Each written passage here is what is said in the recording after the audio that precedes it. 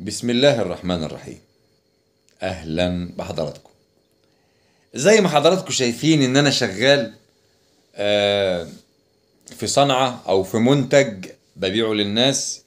منتج غير استراتيجي، يمكن الاستغناء عنه، يمكن جدا الاستغناء عنه. ممكن نعيش على السلم من غير ما يكون في درج، ممكن نعيش في المطبخ من غير ما يكون في رخامة او حوض استانلس، ممكن يبقى حوض استانلس منه فيه.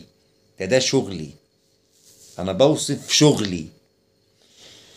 ممكن نعيش على سور البلكونة من غير ما نحط حتة رخامة، يعني الرخام او الجرانيت يمكن الاستغناء عنه، فلما يزيد ممكن ما نستخدموش خالص بتاتا، ده العادي.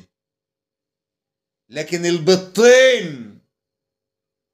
البطين تعمدت اجيب بطين بس، مرضتش اجيب كرتونة دلوقتي عشان الدنيا الليل. يعني هنروح نجيب من مكان تاني ان شاء الله بكرة، ومعانا بفضل ربنا وبنعمته وكرمه نجيب كرتونة بيض ب152 او 158 او 165، ب12 جنيه. البيضة ب6 جنيه. مين المسؤول عن زيادة العلف؟ ما اتسجنش ليه لغاية دلوقتي؟ السلع دي لا يمكن الاستغناء عنها، لأنها سلع أساسية لأي بني آدم عايز يعيش. أرجو إن أنا ما أكون طولت،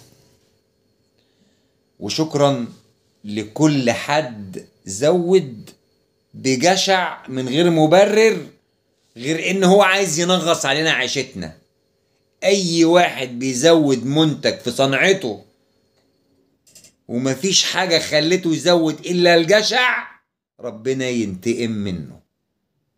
شكرا لحضراتكم، وربنا يزيح الغمة والناس ترجع لدينها شوية، لأن كل اللي احنا فيه ده اهو ملوش سبب غير حاجة واحدة بس: مفيش ضمير. السلام عليكم.